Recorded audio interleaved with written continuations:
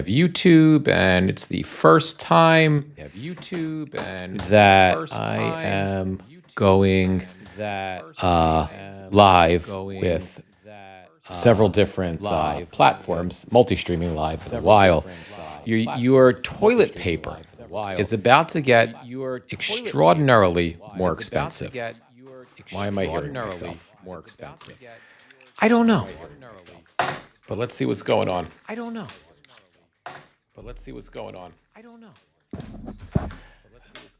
All right. Before we get into this, I think let me just mute. There we go. That solves that problem. I just needed to mute the Twitch stream. So while I'm getting set up here, your toilet paper is about to get a lot more expensive because of the ridiculous trade war. So while I'm getting set up here, your toilet paper is about to get a lot more expensive. Let me just clobber the sound on trade war. So it's got to be on. While I'm getting set up here, your toilet paper is about to get. And let's just make sure I don't have any extra sound on Substack. I do. All right. Actually, I don't even need this. Actually, I might. No, I don't need it. I don't know what the hell I need. How are you, everybody? I know it's been a while. Thank you for stopping by. Hey, Lacey and Aggie, how are you guys? I'm glad you're here. Yeah, I know. I know this. If I'm gonna just, if I'm gonna go live, having not gone live for a while, why not start it out with technical problems? I think I've got them straightened out though. You guys don't hear the echo anymore, do you? I don't think I hear it. No, I don't hear it on my end, so I think we're okay. All right. So, couple of things. Your toilet paper is going to get a lot more expensive, probably, in September. And that might mean everything in the midterm elections, because it sure as hell did during COVID. Your paper towels are going to get a lot more expensive. And that might mean everything in the midterm elections, because it sure as hell did during COVID.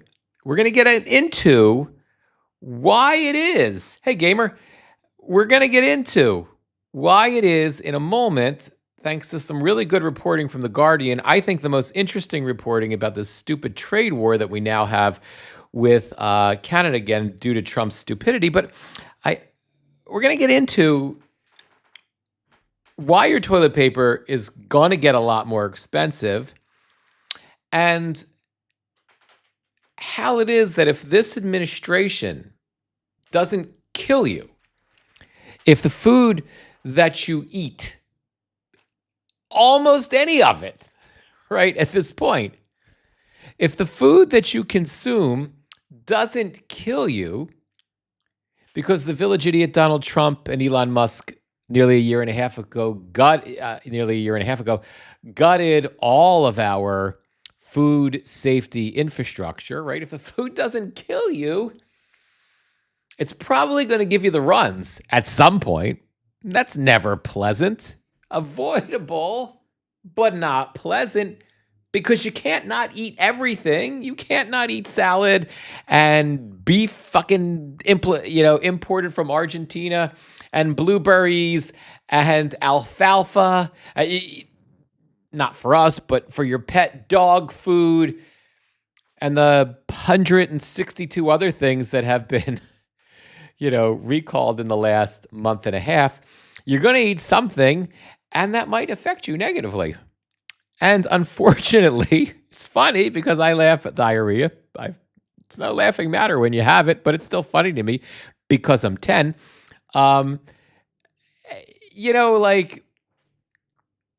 If that's not bad enough and you're going to get it, it's inevitable, you may not be able to afford the toilet paper that you're inevitably going to need if you're going to be spending 48 to 72 hours on the toilet, thanks to Donald Trump.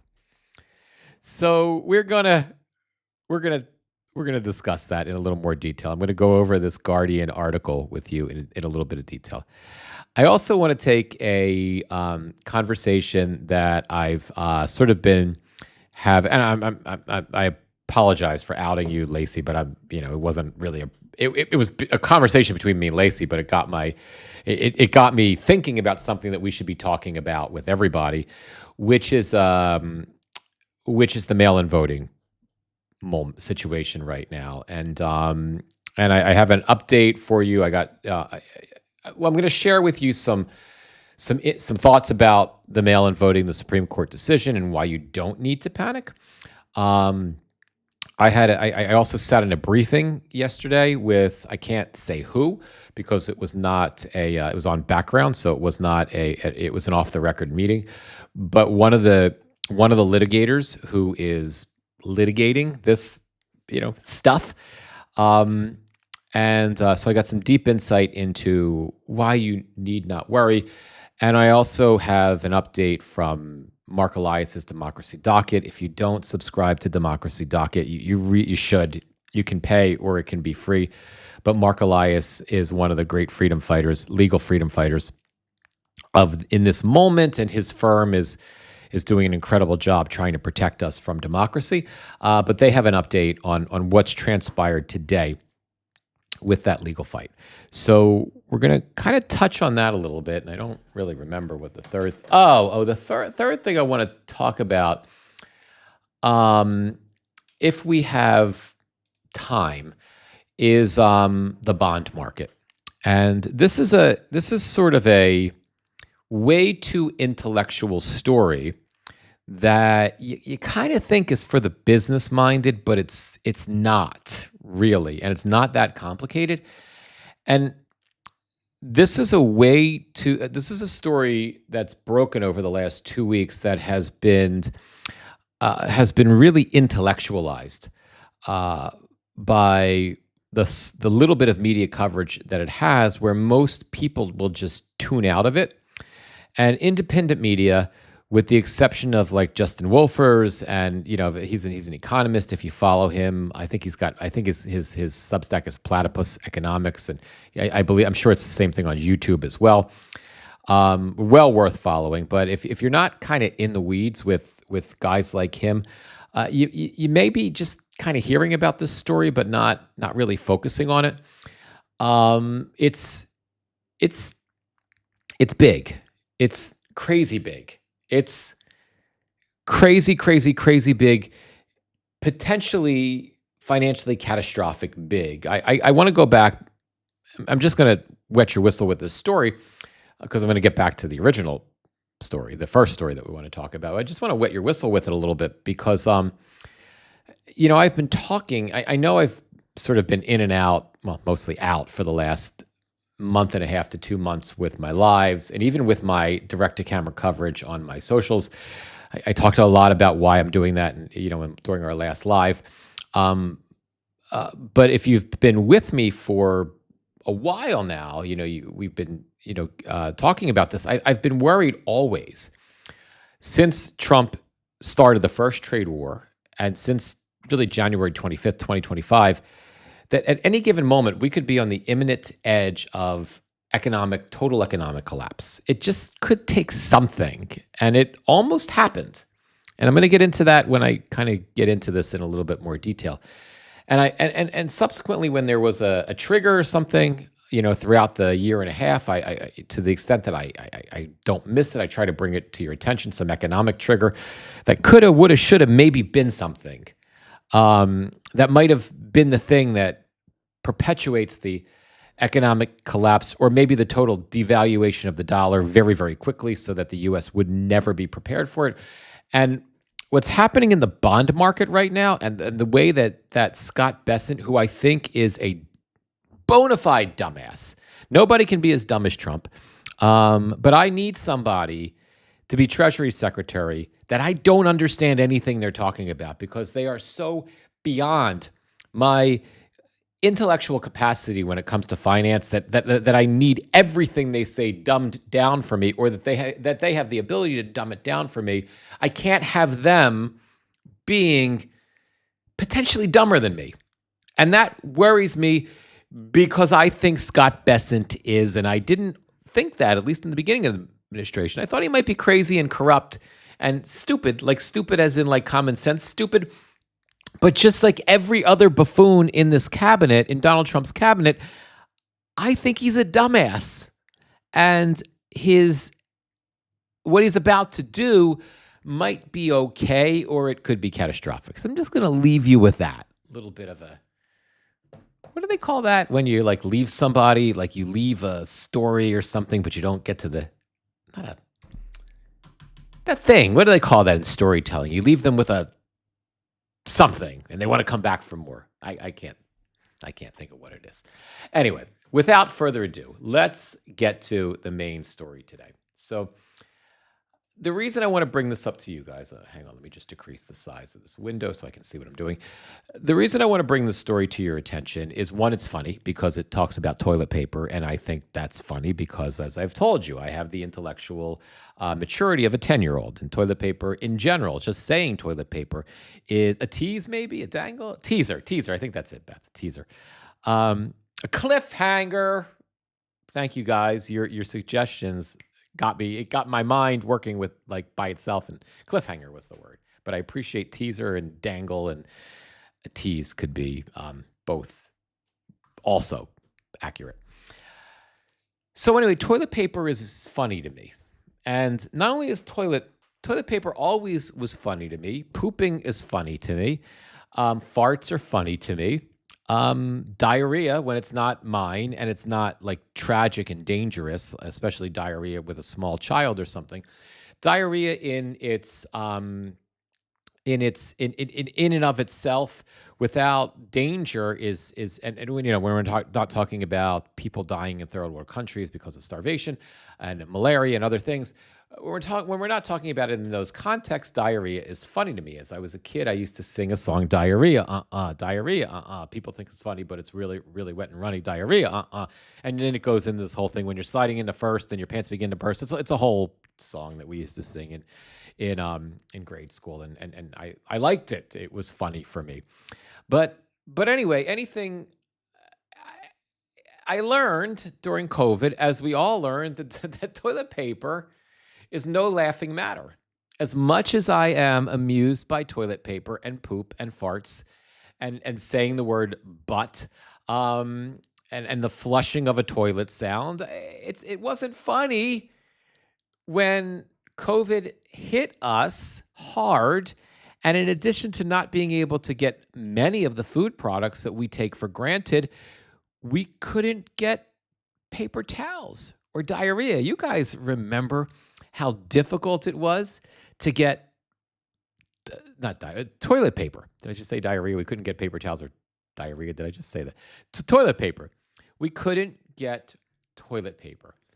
And this went on for months, right? We couldn't get toilet paper for months. I remember our friends came to visit us.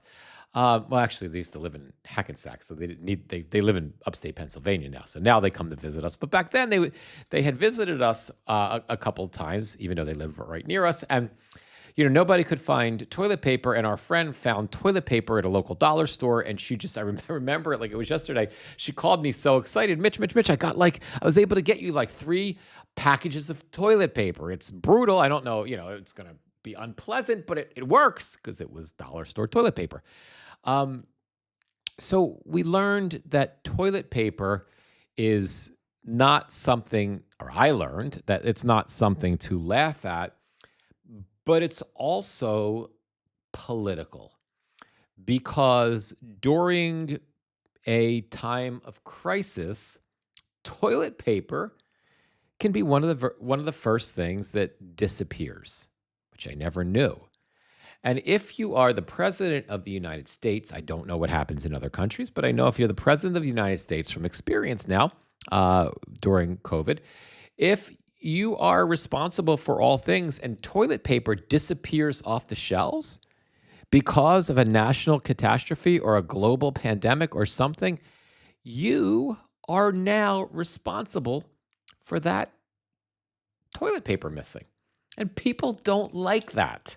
And not only that, but the public notices that. And they notice it immediately, because just like everybody needs to buy fruits and vegetables and meat and whatever processed foods they want, they absolutely must buy toilet paper. COVID taught us that. And they must buy toilet paper fairly frequently. And not only that, not that you could survive on toilet paper because you can't eat it, thankfully, but if you if we're in a difficult situation, food wise, and certain foods become difficult to get, thankfully we still live in abundance, at least for now, in the United States, and there are other things that you can get. So even during COVID, when things got bad, there were other things we could find to eat, right? Prices went up, and a lot of things that we liked weren't available, but you didn't, as long as you could afford it, you weren't going to starve, right? Even with the supply chains kind of shut down and everything else, you could find things to eat so you don't starve to death. But toilet paper, facial tissues, and in an absolute pinch, if you're desperate because it's too expensive and too thick, you could use paper towels when you're going potty, right? They're options. But you can't supplement them with anything else. There's no other options, at least not in modern America. You're not going to use your worst bath towels, are you? Because we don't wash that and reuse it, right? You're not going to use I have a banana plant in my house, believe it or not. It's actually doing fairly well. You're not going to use a banana leaf, right? It's going to be noticed, and there's no replacement for it if all the paper goods are unavailable. So when I saw this story, I've been trying to think, when I finally go live again this week, because I'm planning to go live this week, how am I going to address this ridiculous, stupid trade war that the village idiot now has gotten himself into with Canada? I can talk about all the same shit that everybody else is talking about. And as you guys know, and we don't flush paper towels on Sweet and Dante. That's a fair point.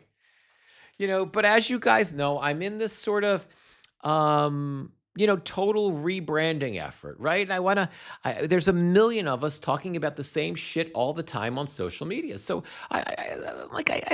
sure, I can come on and I can talk about the trade war, and I will, and I can say what everybody else is saying. I can talk about what every other creator is saying. I have my own unique way of delivering it. So that's of value, I hope. But there's got to be an angle that I can pitch to the community that would be new. And the Guardian news gods delivered today. So without further ado, let's look at it. So just reading the headline. Wiped out. U.S. faces surging toilet paper prices amid trade war with Canada. Paper products among the hardest hit sectors of trade negotiations broke down with 25 to 50% tariffs estimated. So the cost of your toilet paper, if all of this goes through, is going to be 25 to 50% higher. So my hypothesis is, and let's read the article, because I know some of the U.S.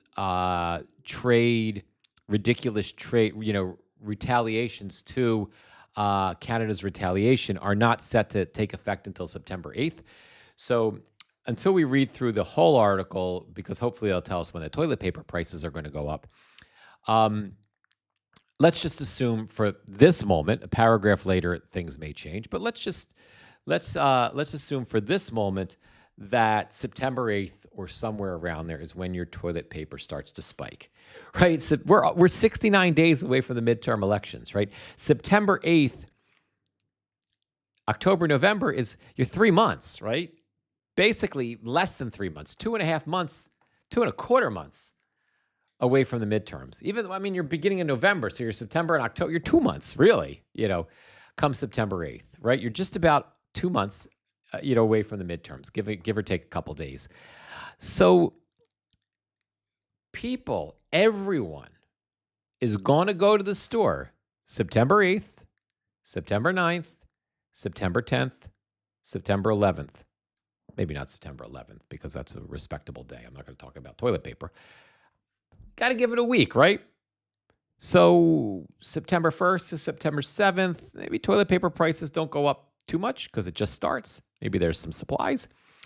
But I would figure that by mid-September, you start seeing 10% increase. I can tell you right now, because I purchase a lot of toilet paper, that I purchase Charmin Essentials.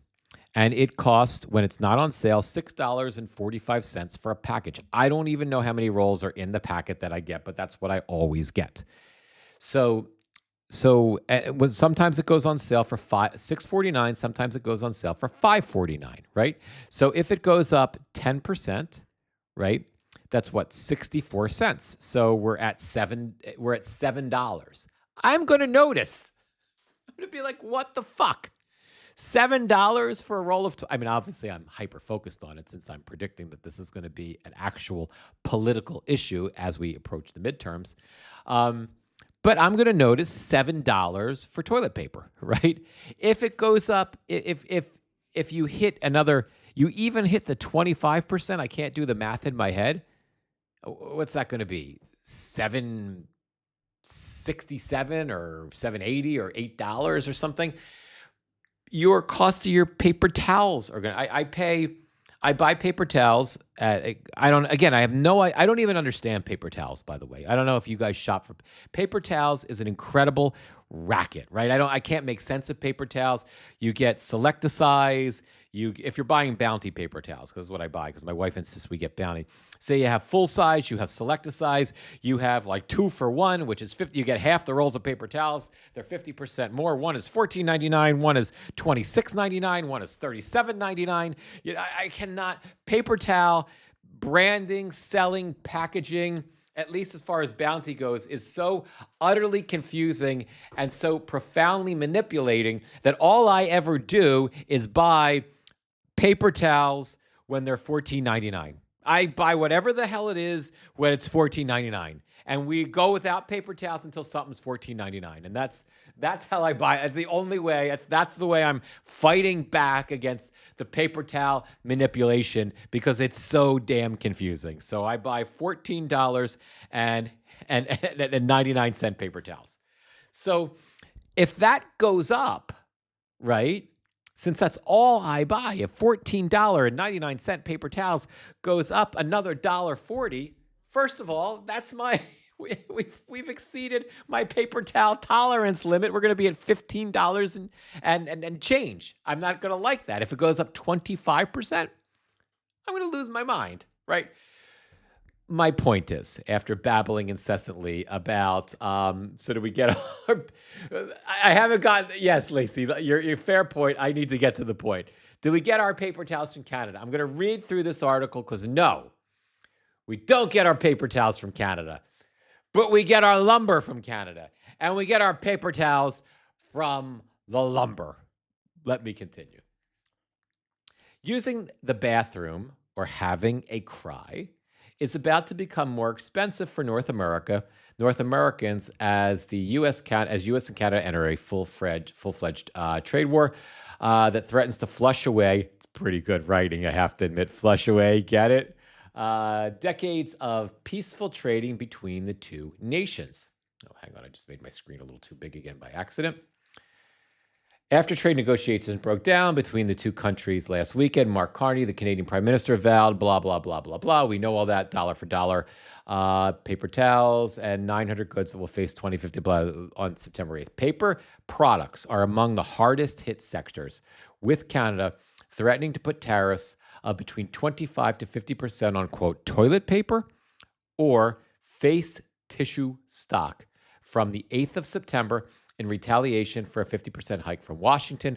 Though American toilet paper and tissues are often made domestically, they rely heavily on lumber-rich Canada for raw materials. Procter & Gamble, the owner of Charmin toilet paper, said last year it would have to increase prices amid tariffs that were in place at the time. The U.S. imported $328 million worth of toilet paper from Canada in 2024, according to the World Bank, making it by far the largest exporter of the product to U.S. retailers, including Costco, source much of their paper products from this country. The U.S. accounts for more than 20% of global tissue consumption. I think I caught, Gamer, you had mentioned this. Almost 20% per capita of all. When I'm looking over here, I'm looking at the chat. When I'm looking over here, by the way, I'm just reading the article. The U.S. accounts for more than 20% of global. So we probably could use less. Anyway, that's another story for another day. So let's continue.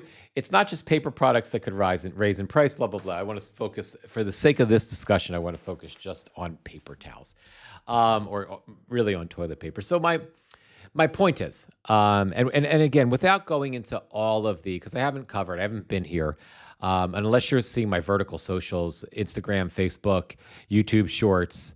I'm starting to get busy on my tech socials, Threads and X and Facebook posting. Unless you've seen my stuff there, I haven't covered, as I mentioned earlier, I haven't covered the trade, this particular version of the trade war. But all that, and we can dive into that. If you have any thoughts or comments or questions, we can kind of dive into the nuts and bolts of what happened and where are we and how did we get here. But I don't think it matters anymore. I don't think there's any need to ingest it. We know that Trump is an idiot. We know that the U.S. trade negotiator, whatever his name is, Greer, is an idiot. We know that Peter Navarro, who is advising Trump, is an idiot. We know that Scott Bessent is an idiot. We know that Howard Lutnick from the Secretary of Commerce is a bumbling idiot. And we know that these idiots just do what idiots do. And we know that I guess the shortest version of this long story that I could say is there was a trade agreement. It's absolute. We don't have to even ask who lied. The Canadians are saying clearly that the Trump administration changed the rules at the last minute. They changed the negotiations. They wanted the Canadians to stop fucking speaking French. Right? They wanted the Canadians to not have trade agreements with other people, which the Canadians have already done across the board. They have negotiated unilateral and bilateral trade agreements with all sorts of countries. The Canadians are done. They're done. They are not completely independent of us, but they are going to be. And we are so incredibly isolated. The Canadians are not at a point. It's not like this isn't going to hurt them, because it will, but the Canadian people are completely united. They're tired of this shit. Politically, Prime Minister Carney has no choice. I doubt that he even really wants to play hardball. But he doesn't have a choice because the Canadians are so fed up with this stupidity. So the Trump administration, you can't speak French anymore, and you can't have trade agreements. And this is all out at the last minute. And then Trade Representative Greer or Grier, whatever his name is, and Lutnick and the village idiot Donald Trump, they came in at the last minute. They made the changes. They would. Oh, hang on, guys. Hang on. Don't go away. Don't go away. I need my stuff here. Hang on. All right. It's a new day, guys. It's a new day, and I need to put this on when I do my. Oh wait, now that doesn't look like a Trump wig now. This looks more like a beehive from the 1970s. I haven't used my wig. I can't make it work. I don't know which way it needs work. Just deal with it. There was a fantastic. They changed the rules at the last minute. It was hard. They were horrible people They're horrible people. I don't know. I got to work on this because this did look like Trump. I don't know. But anyway, they're all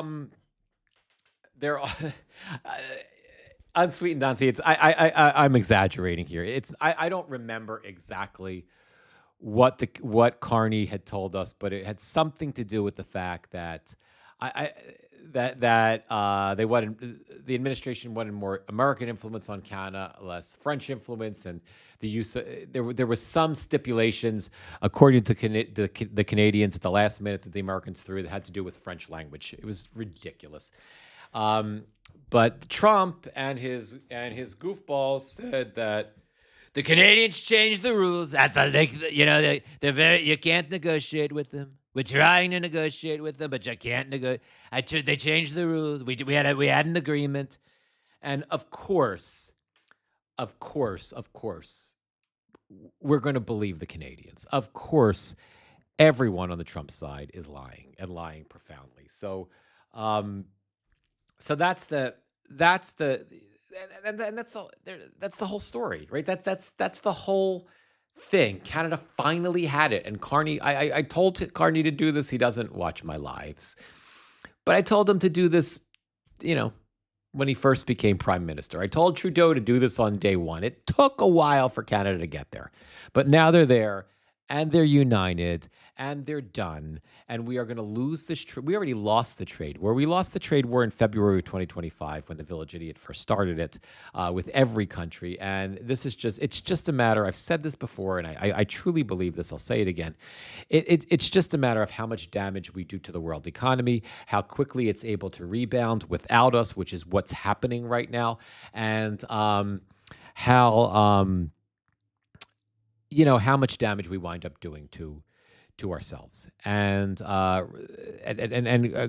Carney took this big yet painful step because it will affect Canada's economy. But in 6 months, a year from now, a year and a half, I think Canada is going to be completely independent. Once they get over the shock of the auto industry, the decoupling of the auto industry, because it's totally integrated between the U.S., Canada, and Mexico. Once that's decoupled, it's over, guys. It's over. We will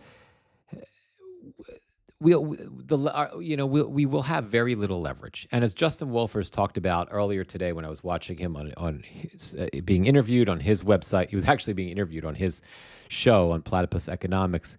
He's like, the U.S., there's this misnomer, this misperception about how big the U.S. is in terms of global trade.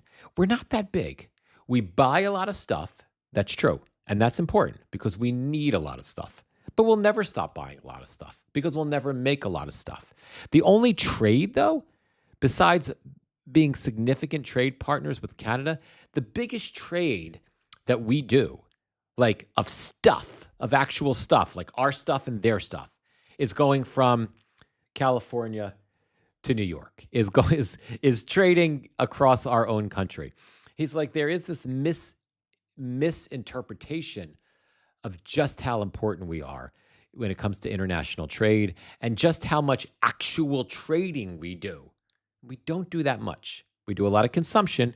As Gamer pointed out, 20% of of all paper products, we do a lot of consumption, but we don't do a lot. So it means we buy a lot that we can't afford, which I'm going to get to in a minute. We buy a lot of stuff, but we don't trade a lot of stuff. And the world is figuring that out. And the world is working on its own free trade without us. And as far as this story goes, I'm looking at it from a strictly political perspective. It's possible that, an agreement is reached, that Trump blinks, because I don't think Carney's going to blink. It's possible that the idiot blinks, and then he comes back and he says, "We had a great victory. It was a fantastic. We took out that we had a fantastic victory. We won everything. They gave us everything we wanted. They're going to be the 51st state, and nothing changes. And they just sort of agree to disagree, and they do what we did with China, where they just sort of, where there's this big trade brouhaha, and then everybody comes back a few months later and it just says, we're all going to stop. The Chinese stood up to Trump backed down, and everybody just stopped. And that may be what happens here. I'm sure Carney would be open to that if Trump just stopped. But if it continues, then the reason I want to bring this Guardian article to your attention is because, we're about saving democracy, right? We're about winning the midterms in order to be a first major, major step to save democracy. If the price of toilet paper goes up by 25%, at any time before the midterms, even if it's a week, the midterms are on November 3rd, right? Even if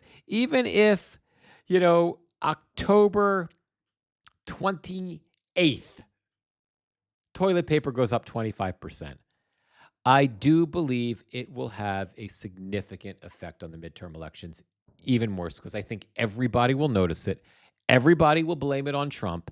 And I think more than anything else in the grocery store, I mean, assuming we're not starving, right? But bar us not being starving, I think everybody will notice an increase in toilet paper that would really cement the inevitable blue wave. That's what I think. And also, that reminded me, I want to say something to everyone, because I've been preaching for months now, and I've kind of been away for a month and a half. I've had a chance to be a little introspective. I'm intentionally being introspective as I make a lot of these different changes to the way I do my content. The internet has humbled me, to an extent, as much as a narcissist like I can get humbled. Um, but I realize that I've been saying consistently that Democrats are going to win the midterms. They're going to win the House for sure. There's no question about it. And there shouldn't be a question about whether or not they're going to win the Senate, because they will. Because Trump is so bad. And because we have good candidates, and because although polling is showing a lot of close races, in race after race after race since the village idiot Donald Trump was inaugurated, Democrats overperform exponentially, and Republicans have been underperforming. And that data is irrefutable. That's just a real thing. I realize, though, I need to preface this because I remember back my certainty that Kamala Harris was going to win the election. And I was on TikTok back then. Some of you were with me on TikTok back then. And I was so certain of it. And I said it every day for 3 months. I started going live like 3 months before the election, the 2024 presidential election, and Kamala lost. So I have to preface my opinion about this, not my opinion, my delivery about this, and be a little bit more humble. I believe personally, I'm not personally worried about the outcome of the 2026 midterm elections. I think even with Republican gerrymandering, I think Democrats are going to absolutely crush Republicans in the House races. I think there's going to be a lot of upsets in red states, in deep red districts. I think at minimum, there will be a handful of upsets, because I just think the data suggests that that's what's going to happen, especially when you have one big election as opposed to lots of small elections that have happened since Trump was elected for the second time. And I think you might have lots of red districts, deep red districts, say where cattle ranchers, for example, live, that might turn blue. So I think the Republicans are going to get crushed in the House, in terms of the House. That's just how I feel. I'm not saying you should come along with me on that, journey, because I was certain and I was wrong about Kamala. So I might be wrong about this. I'm sticking with my perception because it makes me feel better, and because the data's there, and I'll feel terrible if I'm wrong. But it's really, I think I was presenting this as fact as opposed to conjecture, and it's really conjecture. When it comes to the Senate, my conjecture, my confidence, my certainty is, although there's a lot of close Senate races, and there's races like, for example, that I thought Democrats had a really good chance, like Montana, but then you had this sort of whacked out situation where the Democrat who's running in Montana, who has little chance of winning, didn't have the emotional maturity to bail out of the race. She was sort of one of these, I'm never going to bail. And the independent, who would have been a normal person, who probably would have, been just a normal independent that might sometimes caucus with the Dems, might sometimes caucus with the Rs, but certainly wouldn't be a MAGA nutcase, has had a reasonable chance of winning that state. Remember, we had John Tester, who was a Democrat for years, but this fool, has put that in grave jeopardy. Although I think Trump is so bad that anything's possible. But irrespective of that, although I think we have a lot of close matchups, I think Democrats still easily win the Senate. And I think that there's an excellent chance that Democrats win by a significant majority. I think you have an excellent chance I think every single race, even if you're in a deep red state, has the potentiality to be a shocking upset, because we've seen that happen so many times at the local level, a few times at the federal level, in these off-year elections, in these special elections. So I think Democrats are easily going to win the Senate and the House, but that's conjecture. It's not certainty, and I have to add that in there because my call was so astonishingly wrong when when Kamala was running. So I just wanted to add that in there. So that being said, speaking of voting, just check the time. Okay, let's move to this other story. Okay. I don't. Oh, here's Democracy Docket. All right, let's start with this this Supreme Court decision. Now, when the Supreme Court decision first came down, I really wasn't paying a lot of attention to it. It's just too much, it was just. There's only so much you can dial into, and I also was a little bit. I've been necessarily a little bit self-absorbed for the last month and a half. I've really been, as I've talked about in the last live, I've really been hyper-focused on, just trying to figure out what it is that I'm to do on social media, how it is that I need to sort of begin rebuilding myself and my content and my new company and what am I across the board? It's just it's just sort of I'm not going to go too far into it again, but it's just in the timeline of hopefully the evolution of whatever it is that I'm doing. It just felt like it was a time for introspection, just to kind of step away and take some deep breaths and figure out what wasn't working, which was everything, and how I could make changes to make things work more, to make them work better, right? To make this into a more effective platform across the board.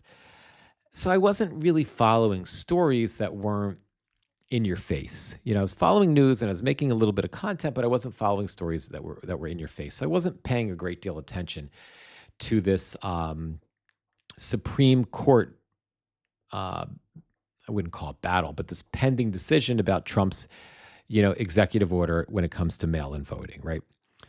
So when the story broke that 2 days ago, the Supreme Court had given Trump a win in the Supreme Court. We all saw the headlines. I mean, it doesn't really matter whether you're in. Why I often say that legacy media still matters. Why you can't. It's still necessary to have legacy media. We'll be at a point where it's not, but to a certain extent, it still is because even a lot of independent journalists, even Midas, they get their news. I mean, Midas just has its first two reporters in DC in the last 6 or 8 months, right? So like, most independent media gets their news from legacy media, and then they parse that news out, and then they, the larger places like Midas and Zeteo, and Zeteo does some of its independent reporting, and all these, independent reporters like Heather Cox Richardson and Katie Fang and Joy Reid and Don Lemon. They all. They then do their own follow-up reporting, but they rely on legacy media, right? We do. I mean, we rely on them to get the stories, right? Or a lot of the top level stories. So I go to them all the time. And when I saw those headlines that said Trump win, SCOTUS hands Trump a win, my first thought was probably your first thought, which was like, oh shit, man. Unsweetened. That's a great point. Unsweetened. I'm gonna comment on that in a minute too. Your point you just made. But I was like, oh fuck, another. They won on this. They won on this mail-in ballot thing, and I was like sick for like 30 seconds, like just disgusted, right, for 30 seconds, and feeling scared, right. But then I thought better of it, and I was like, wait. Even though I haven't been completely dialed in to this story, that's just too simple, right? Because as bad as this Supreme Court is, and they are terrible, terrible. The Roberts Court is pathetic. Pathetic. They do have these red lines, whatever the hell they are, right? And they do have some constitutional red lines. They don't have any red line when it comes to precedent. And they'll jump through hoops to twist the Constitution around at times to benefit the idiot.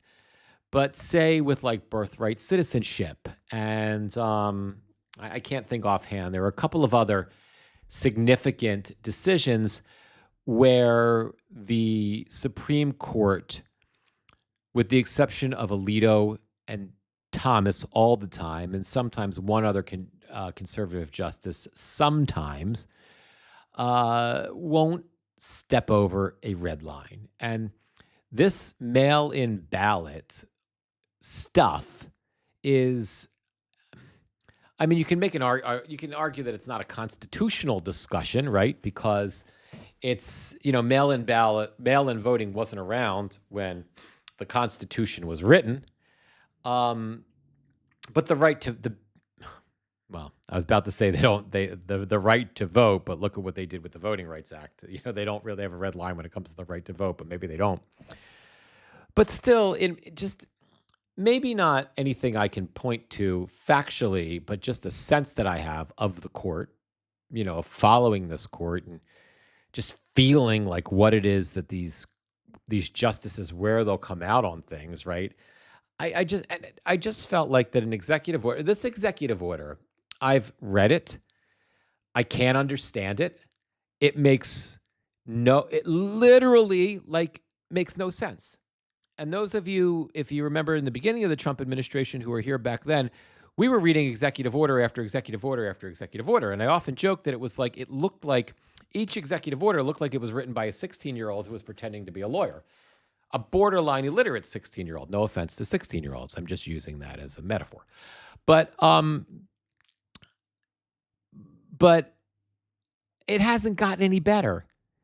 This executive order is some weird cluster of stupidity that kind of talks about like how the post office can't mail out ballots to people who aren't registered through the federal government's national database. It doesn't say this, but the inference is some national database that they have or something that they received by the states turning over their voter rolls, and the blue states haven't turned over their voter rolls, except there is no, that we know about, there is no centralized database that we are even aware of, right, that has the formal voter registration information that red states have turned over to the federal government. There has been, as far as we know, no census and consolidation of the people that are on these rolls that red states have turned over to determine who were the fake voters and stuff. There's nothing. Right? There's no paper trail, no digital trail. There's no thing. There's just, they make an announcement we got Trump. Somebody's talking to the village idiot, and that's something. All right, let's just do it that way. We found 17 million illegal immigrants on all the voter that Biden let them in. They're gonna be voting. We're gonna stop them from voting. Right? Other than just him saying it and an occasional leaked story made up by the administration about all of the, non-citizen voters that they've removed from the rolls, there's no real thing, right? And the executive order says a few other things and none of it makes any sense. And guys, I will tell you that when I read the EO, and it was a while ago, I was still dialed in when it came out, and I read it, and I was kind of thinking that this doesn't make any sense.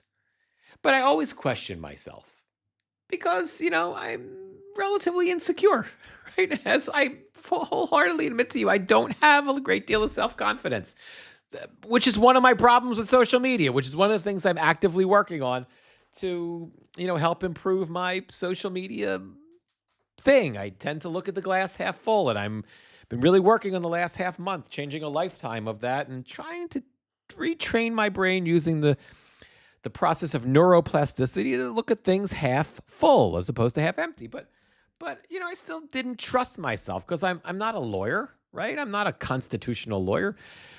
But I heard from one, right? A couple days ago. I mentioned it. I can't say who it is because it was an it was an on background, off the record briefing that I sat through. But I can tell you that person, I asked this very question about the executive order, and am I, basically asked the question like, am I full of shit? I mean, I was a little bit more respectful than using the S word, but I'm trying to paraphrase. Am I full of shit in thinking that this executive order is crazy? It doesn't really mean anything. It's kind of stupid. It's just words. And I got back a verbose and enthusiastic yes from this person who's actually in court fighting this stuff. And the person further informed me that not only can no one in the legal community make any sense of the executive order, but it's very likely that the people who wrote the executive order don't have any idea what the hell they were writing. So the reason I bring that up is, like in my feeling when it comes to SCOTUS, and they prove me wrong because my feelings are often incorrect, right? My gut, I have a very good gut. I have the strongest gut. I have the smartest gut. When my gut tells me, I do what my gut says. I have that. Biden, I won the election, and Biden has a terrible gut. Not very smart. Very low IQ like Obama. And AOC, they call her AOC. I call her AO. Don't see because she can't see what's in front of her because she's a very stupid person, right? But in my gut, right, I kind of feel like this is the red line for those 6 justices. For the 3 supposedly liberal justices, and for John Roberts, and at least any 2 of the rest of the conservative justices whose names are not Alito or Thomas, right? Like, I feel like a dumbass executive order written by an idiot that means nothing except for some order to the post office, right? That you're not allowed to deliver stuff. I think that might be the red line for them if and when this makes its way back up to the Supreme Court. Now, this decision took me a long time to get to this point, but this decision that the Supreme Court came down with does not touch mail-in voting yet, and it probably won't. All the justices said was that it was too soon. It was convoluted, fucked up thinking, right? It was, it was some ridiculous, legal mumbo jumbo because I think the conservative justices are afraid of Donald Trump to a certain extent, and they want to try to make him happy. So they give him this kind of half-assed win. But they basically just said that, the judge in the case ruled too soon. The judge could not put a stop on this executive order because the executive order hadn't been implemented, because there was no specific rule that they could order against, that there was only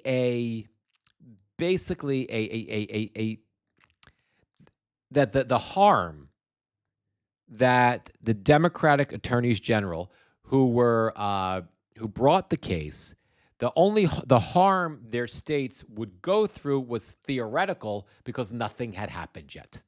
In essence, that's what the court said. Even though,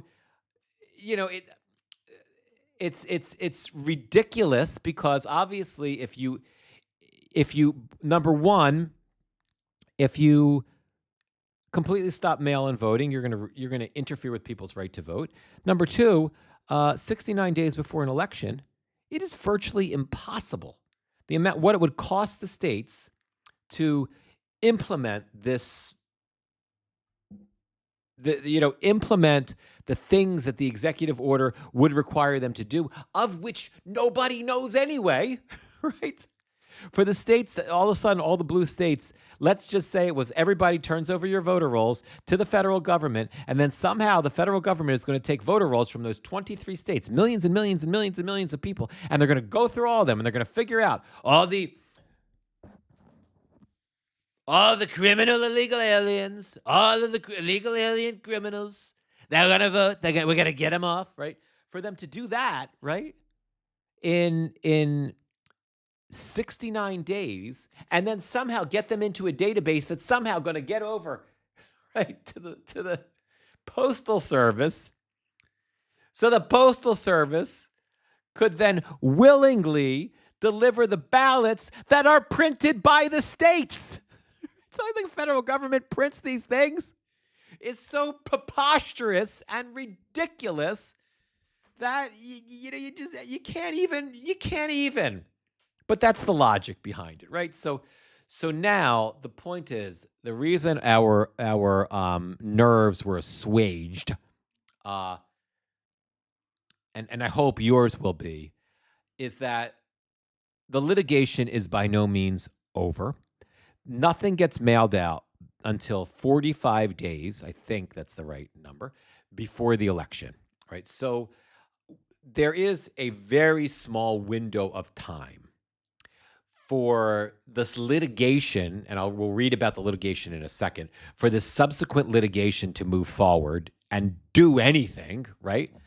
So there's very limited time for that to happen, period. And then for all of these processes to be put in place, the whole thing. And then there is also a law, and Gamer, you probably know what the law is. I can't think of the name of it. We were talking about it. Is it Cassidy or something?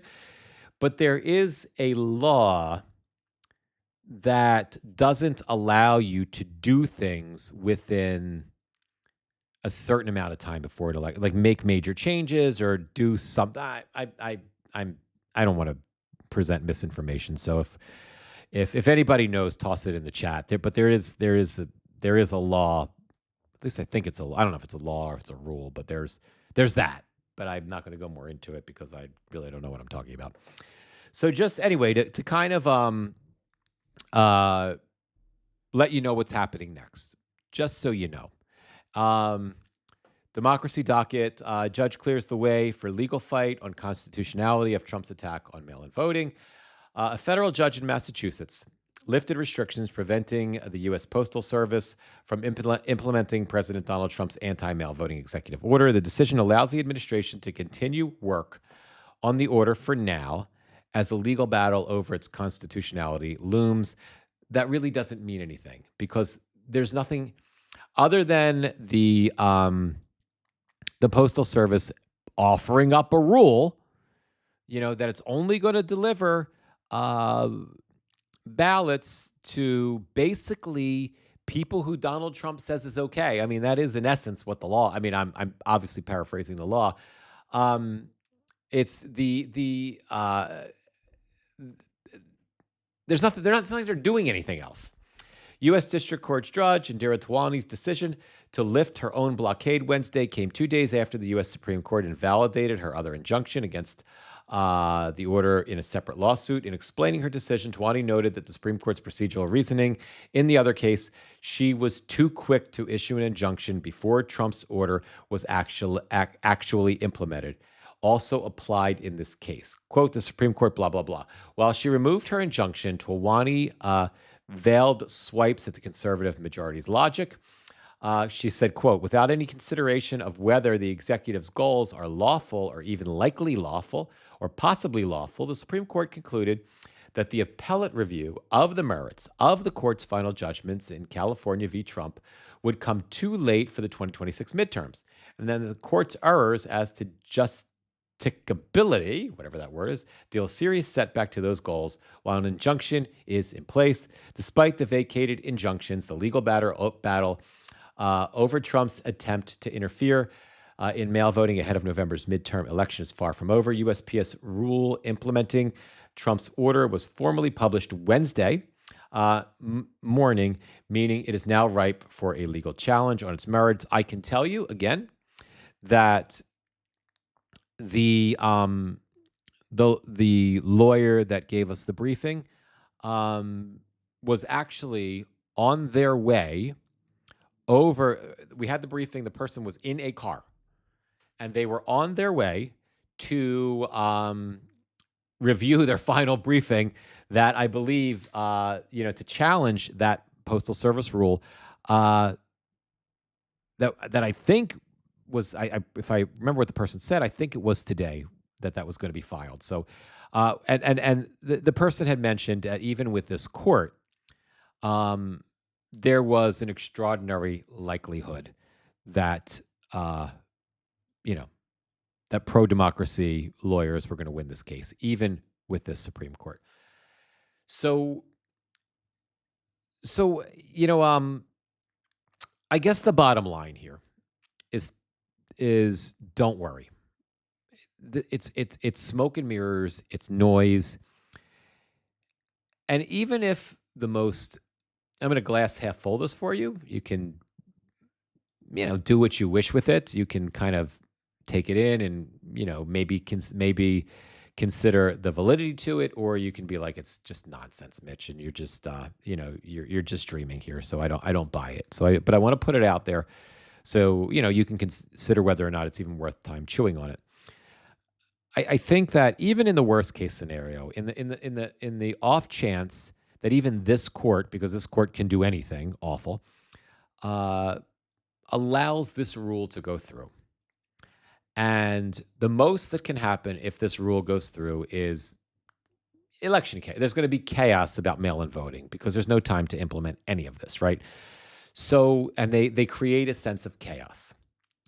Then, just like we talked about in the with toilet paper missing from your shelves, or more likely becoming extraordinarily more expensive, and everybody will notice, the messaging that influencers, media personalities, you with your friends who might be MAGA, who you might be able to reach, the messaging is very simple and will be devastating to the Republicans.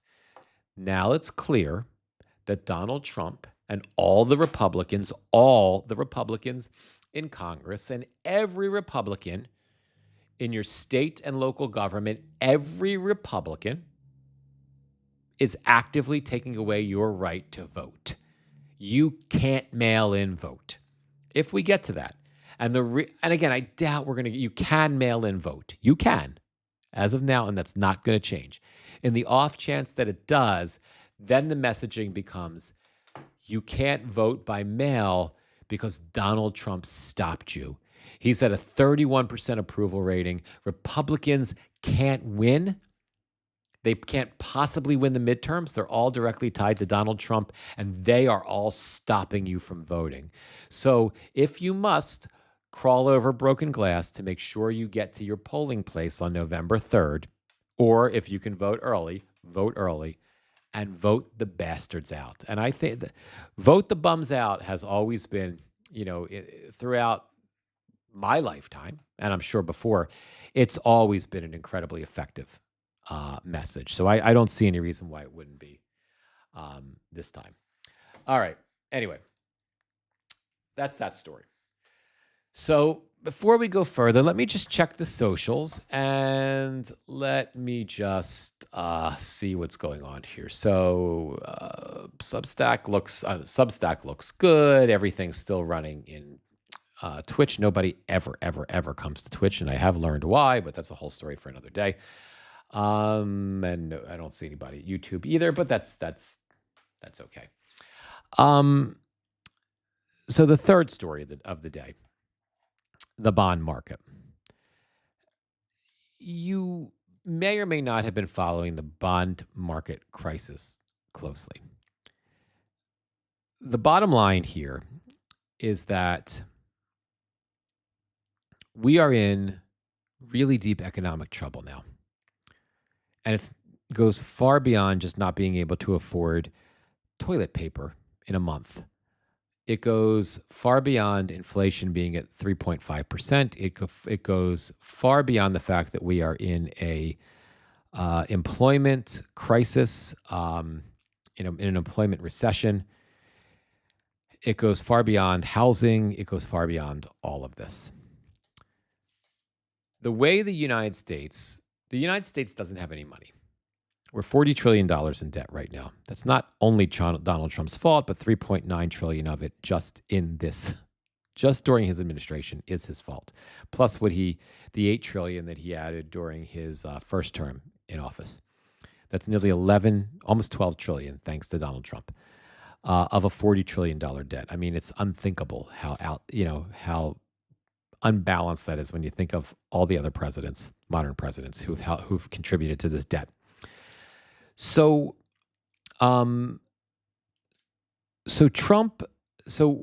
we don't have any money, right? Think of yourself, if you are in debt by more money than you make, you really don't have any money, right? If you care. I mean, if you don't care, like I'm in debt and I don't give a shit, maybe you kind of do have money because you just don't care. But if you care about it and your debt exceeds your income, then you don't really have any money. Everything you're living off of is borrowed money, right, to a certain extent. It's literally that way with the U.S. government, right? The government does not bring in enough money to pay its debt, to fund its debt, nor to run. So it's got to borrow money. And the way the government does this is through U.S. treasuries. They sell bonds, right? And they sell these bonds a couple times a year, several times a year. They're treasury auctions, right? And the people who used to buy these bonds, these U.S. treasuries, were you and me, to a lesser extent, other countries, China, Great Britain, France, Japan, they would buy these treasuries. And we would agree to pay them interest. They would buy in short term, which we're learning about now, 2-month treasury, 2-month yields at the lowest. 2-month treasuries, 1-year treasuries, 5-year treasuries, 10-year treasuries, 30-year treasuries, right? And it was a good place, right? It was a safe place for investors, especially foreign investors, to park their money. The only safer place it was a safe place because the U.S. dollar is the global currency. So there was, since World War II ended, we've been able to establish currency dominance throughout the world, and every other currency is measured up against the dollar, right? The petrodollar is the way everybody, well, maybe not for much longer, but is the way everybody buys oil and gas, right? It's the way the commodities market for oil and gas works. It's the way people buy soybeans and other commodities like that. Like the commodities market is based on the U.S. dollar. So when times are tough, when there's global instability, when there's war, when there's natural disasters that affect the globe, like a pandemic, what foreign investors, central banks, what they'll do is they'll invest in gold and they'll invest in dollars, which means they'll buy more U.S. treasury bonds. And that affords us an opportunity in order to buying of those treasury bonds affords us an opportunity to continue to fund our debt, right? We're just buying more stuff. Now, when they buy, we're accruing more debt. People will They'll buy a 30-year U.S. Treasury, and it might have been before at like maybe they're going to get a 3.5% return on that in 30 years. But it's not about the money. It's about a safe place to park your money, park your dollars. It's not about how much money they're going to make in interest. It's about just having a safe space to put their money into, especially in times of distress, because the U.S. dollar is stable and it's always the most valued currency in the entire world. And they like that, right? People like that. Next to gold, and to a far lesser extent, Bitcoin, kind of, sort of, maybe not really. So the problem we had was starting back, and we talked a lot about this during, remember Liberation Day? Remember? Liberation Day, April 2nd, 2025. I want to announce it's Liberation Day. Everybody who's been cheating us and taking advantage of us all around the world, they're going to pay their fair share now. Come on, Howard, why don't you come up? Howard, he's got a beautiful chart. Howard's going to bring the chart up. Come on, Howard. Right? Remember Howard Lutnick and the idiot? They showed us this big, beautiful chart, right, on Liberation Day. And had all these different tariffs. Every country was going to be charged 60% for Indonesia, 45% for the UK, 70% for China, whatever, right? It's ridiculous numbers all over this chart on Liberation Day. And it was utterly stupid, right? But what happened was, within days of that announcement, of that upending of the global economy, after several months of trade threats and trade attacks on China and Canada and Mexico, Liberation Day finally came, and the world said no. And the way the world said no,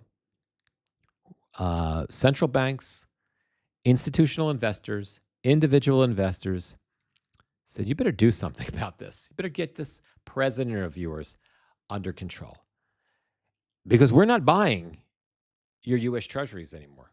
You can have your auction, but we don't trust you. You see, we're in a state of global economic chaos caused by the United States. So, and your economy is going to shit, and your dollar is less valuable. Sure, your stock market is going up, but the average American, no matter how much money they're making, can always buy less stuff with the amount of money, because the value of dollar is decreasing. And that's not safe. That's not a safe place. So what we're going to do, Scott Bessent, Secretary of Treasury, is we're going to put our money in gold. The price of gold skyrocketed. For a while, we saw the price of silver back then skyrocket. Anybody.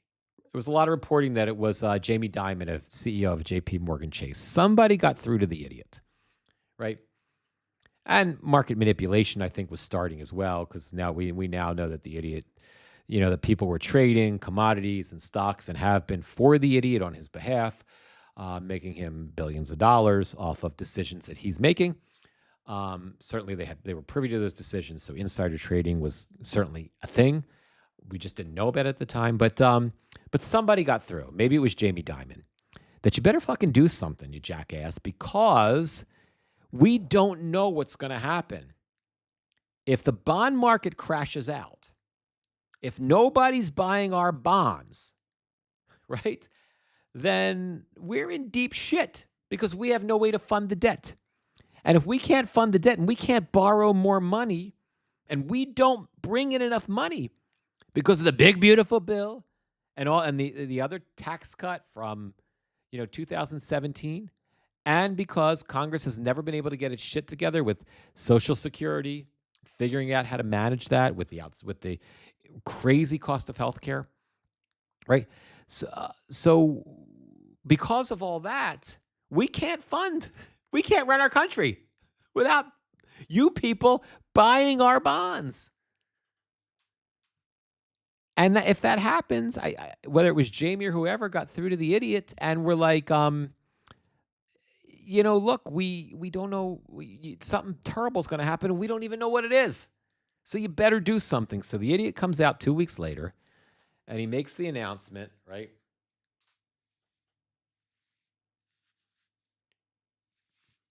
He makes the announcement. China is the worst offender.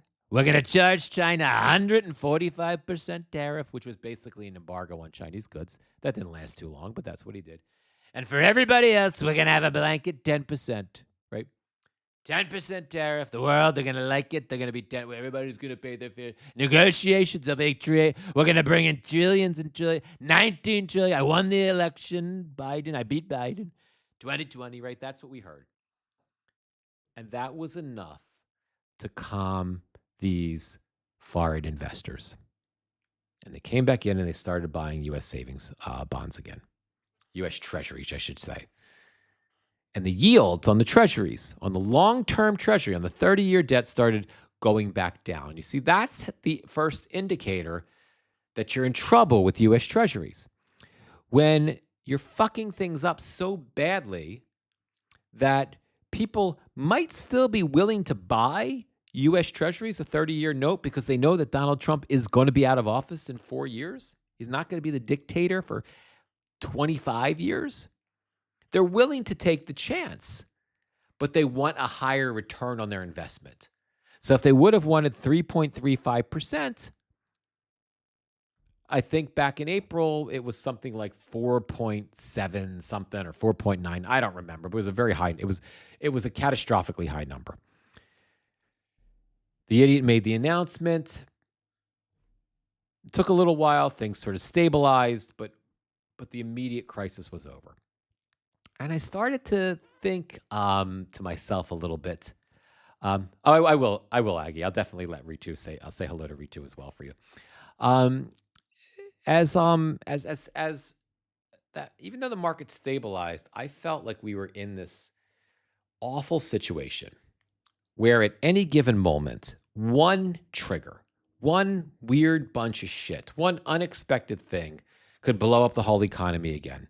Except there were a shit ton of unexpected and expected things, not the least of which was this stupid war in Iran, which completely upended the global energy supply.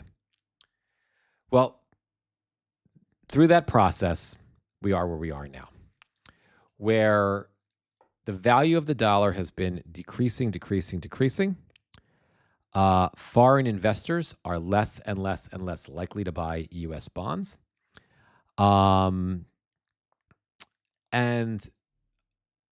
the yield, the amount of interest that investors were requiring spiked to its highest number about 2.5 weeks ago that it's been since 2007, right before the 2008 crisis, which I think was like 5.7% or something like this. It was an astronomical number for this. The idiot, another idiot, Scott Bessent, decides he's got to do something. He's got to stop the hemorrhaging. Now, what he should have done was come out and said, you know what? I have to put my country before my president.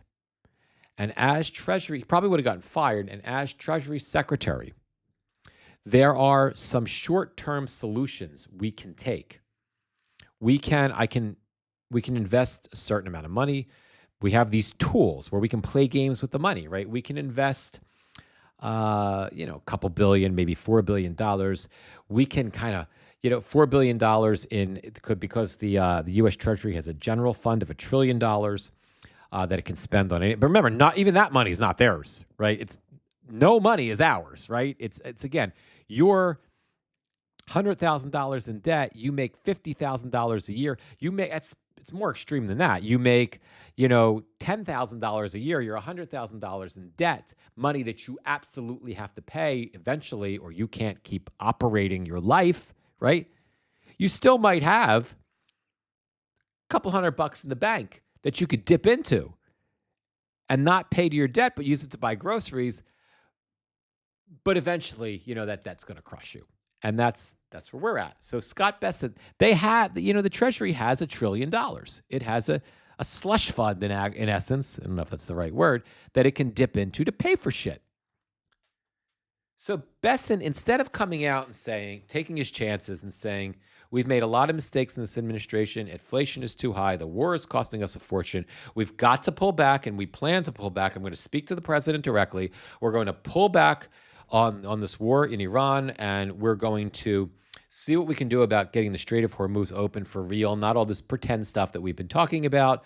But temporarily, while we're trying to get our own house in order here in the Trump administration, I'm going to take $4 billion. I'm going to use some accounting shenanigans, and I'm going to use that to buy back some of that long-term debt and turn it into short-term debt. And that should calm the markets down, because it's showing you guys that I'm making an effort. And all you world banks and you big institutional investors, if you see I'm making an effort, right?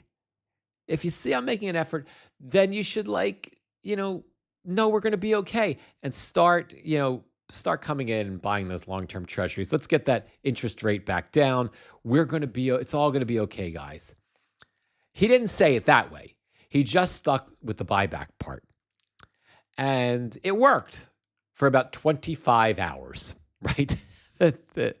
We went from 5 point whatever it was to 7%, down to 4.7 something for 24 hours. And then we bounced back into the fives or something along those lines. I don't have all the numbers in front of me, but it worked for about 25 hours, which indicated that the market was wise to the bullshit. So now we are heading into uncharted territory at this point, because Bessent, I thought he was at least smart, but now I think he's an idiot. Yes, we have a blistering, blazing, mentally unstable idiot who has his fingers on the, nuclear panic button, and that's the scariest thought of all. But yes, we also have a conceited, stick up his ass, obnoxious imbecile who is our Secretary of the Treasury. And he is now, instead of trying to do something to fix the problem, he has a scheme. And to the extent that I understand this scheme, what the plan is to use potentially up to $1 trillion that's really put aside for operating expenses for the Department of Treasury. Use that $1 trillion to buy back a whole shitload of long-term debt and recategorize it as short-term debt. As instead of it being a 30-year loan, right? Now just stick with me. It's a long story, but it gets more horrible than this, right? Instead of being a loan that's going to have to be paid back at almost 5% interest in 30 years, that $1 trillion or some significant version of that trillion, right? Or several or whatever, to move that debt over into the short term, the 2-month area, right? Where basically we have potential buyers. I'm going to tell you who these buyers are in a minute, who might be willing to buy up our short-term debt at 0 interest, right? So you might, using that $1 trillion, I think the number was somehow, again, using these shenanigans, somehow he's able to use that $1 trillion to potentially convert something like 22 of our 40 trillion into short-term, 2-month debt at 0% interest that still has to be paid back right away. And that will stabilize the bond market. At least it'll stop the interest on the long-term bonds from increasing, or it won't matter if they increase anymore, because a big chunk of our debt will be short-term. The absurdity of all of this is, number one, it doesn't fix any of the structural problems that caused this problem in the first place. The fact that the country has no money, and you can't borrow money without having to pay a price. And that price in the long-term debt department is 5.2, 5.3. It's going to keep going up percentage. And while that happens, the dollar gets devalued more and more. It becomes less and less attractive. We no longer will become the reserve. It's not going to be long from now till we won't be the reserve currency for the world anymore. And this begins our slide into an Argentina, Venezuela-like economy, right? So what happens? So what's the price if Scott Bessent puts this money into short-term? Who are these buyers? Who the fuck is going to buy these? If he moves these bonds from long-term to short-term, who's going to buy them? I was pretty stunned to learn this. The people who are going to buy them are insurance companies, are companies that have your 401k, companies that have your Roth IRA, hedge funds, which is basically are the folks that control the stock market. The reason that they will buy this shit debt from the U.S. government that the U.S. government cannot pay back is because they don't have a choice. It is apparently written into, there are rules. And, oh, shoot, guys, I think I have hang on one second. I've been babbling so long. Oh, I'm sorry. I have let me just wrap this up. I have a training at 4 o'clock. I got too carried away with this, guys. I also have to make dinner and do a couple of other things. Just bear with me for 1 second, guys. Yeah, 4 o'clock. So let me wrap this up before it gets too late and I have to get dinner ready real fast. So and how long have we been going already? I know this has been kind of a long live. Let me see. Well, it's only been an hour and a half, so it hasn't been that long. So anyway, so you're so the people that manage your 401k or your Roth IRA, or the people that basically are the foundation of the stock market, which are these hedge fund managers, they're in essence going to be forced to take on a considerable amount of that debt. And if the U.S. can't pay that, where's the money going to come to pay that debt back, right? Like, where is the money going to come to make them? They're literally going to be forced to buy this short-term debt that's going to come due in 2 months at zero interest. So where is the money going to come from? The U.S. government doesn't have it. And it literally, all this does is make Trump look a little less bad, right? That's all it does. It makes, for a temporary period of time, it makes it look like the Treasury has done something, right? It makes the Treasury look like it's done something, but it doesn't fix anything. It doesn't change anything. It doesn't adjust anything. So, and if you think about like what could possibly go wrong, it's staggering. It's staggering. I mean, imagine that, you're talking trillions of dollars, right? So imagine that the hedge funds have to buy it and your 401k managers have to buy it. What is that? I don't even know. What does that mean in 2 months when Scott Bessent can't pay them back? Does it mean they have to buy it again? They go to an auction and they buy it. Is there some sort of creative accounting that makes this all just numbers on paper, but not really numbers that affect people in real life? That's never the case with the economy, with money. I mean, maybe there is some way that I know with pension plans that states have certain rules and responsibilities, and if there's a pension plan that is forced to buy into this debt,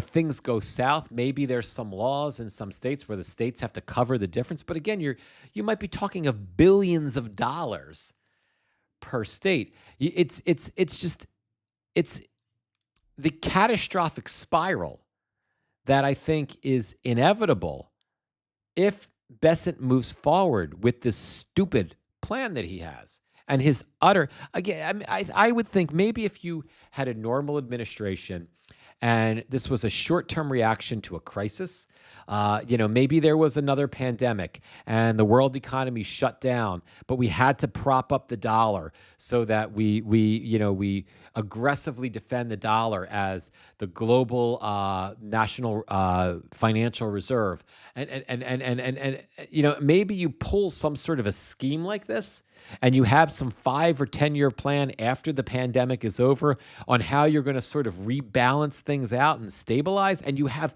really a team of competent economists and intelligent people with common sense that are managing this process, and it's not reactive to an idiot, a bumbling, absolute fucking idiot in the White House, maybe it'll be okay. But I don't see any possible scenario where this creative accounting winds up putting us in anything but an incredibly vulnerable and desperate position. And it makes us, with a year and a half or 2 years after the midterms left of this idiot's administration, for them to fuck things up, even when we have oversight from Democrats in the House and the Senate when they win the midterms, they're still not in charge of the Treasury, right? So I don't see how we're not in an incredibly precarious financial position where the slightest, where if they don't fuck it up themselves, and we don't wind up finding ourselves devolving quickly into Venezuela or Argentina economically, the slightest shock to the system, I believe, could send us cascading there.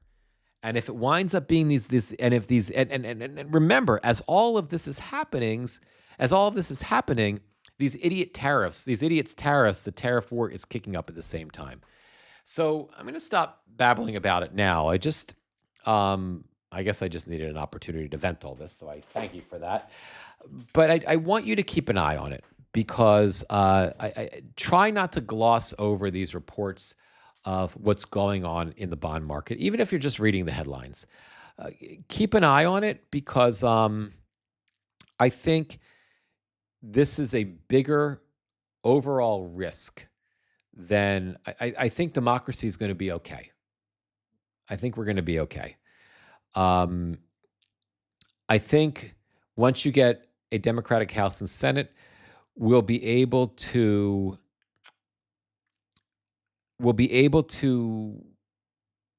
manage the idiot a little bit more when it comes to starting stupid wars. We'll be able to, Congress will be able to effectively defund Trump's war efforts, hopefully.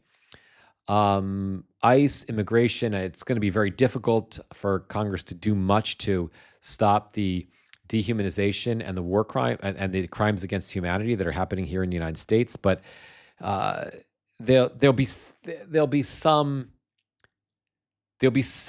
effort, greater effort to do something about that we can control.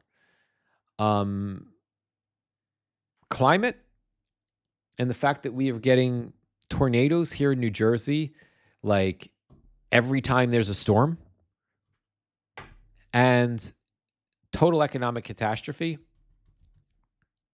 I think those are the things to really concern us as we head into the midterms. Sure, voting and everything else, but once we come out of the midterms, once the Democrats win, I think those are my two top concerns. So on that note, I think I've beat your ear long enough. Thank you very much, everybody, for joining me on the live. I still can't tell you for sure when the next live will be. I'm still working out the kinks, but I'm really, really getting closer. But hopefully I won't get another one in this week. Hopefully I'll get a live in next week. And I'm still striving and moving toward that point where I can, regularly go live. One thing I have implemented is for those that are paid subscribers, and I'm not pitching paid subscriptions right now. I'm not putting out enough content to warrant that. So I'm not. Please don't misunderstand. I'm not pitching that. I'm just sort of putting in the building blocks right now for all these changes that I'm going to be integrating. So here on Substack, which is going to be sort of the middle tier of my social media space, and the middle tier this is really going to be the place where, hopefully people can get to know me well, and I can build trust, and build community. The upper tier of the funnel is Instagram, YouTube, Facebook, Twitter, Blue Sky, Threads.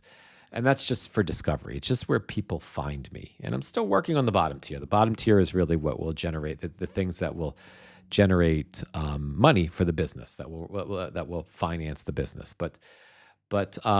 So, as I'm kind of working and figuring things out in the middle tier here in the Substack space, for paid subscribers, one of the things I started implementing today is chats, like an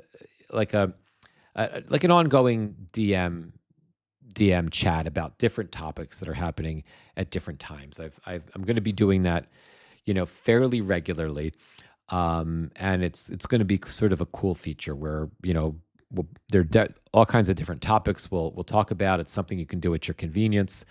If it's something you want to do, if it's of interest, where we, kind of a topic comes up, we start a little chat about it, and I'm going to sort of run that for a while and test it out. But that's just the first. That's one of the things I just implemented today, because I've got to start putting things in place. But again, by no means am I asking for new paid subscribers now, because I'm simply not producing enough content on here to have the nerve to ask anybody to subscribe and pay. But please subscribe for free. I would love that. That would be awesome. But we'll get there, one little step at a time. We'll get there. So I love you guys. Be well, everybody. Remember, deep breaths about voting rights, about mail-in ballots. We're okay. We're okay today. We're going to be okay tomorrow. We're going to be okay November and October, when you mail stuff in and everything else. So be well, everybody, and I'll see you soon. And watch for me on your vertical socials. Okay, take care. And let me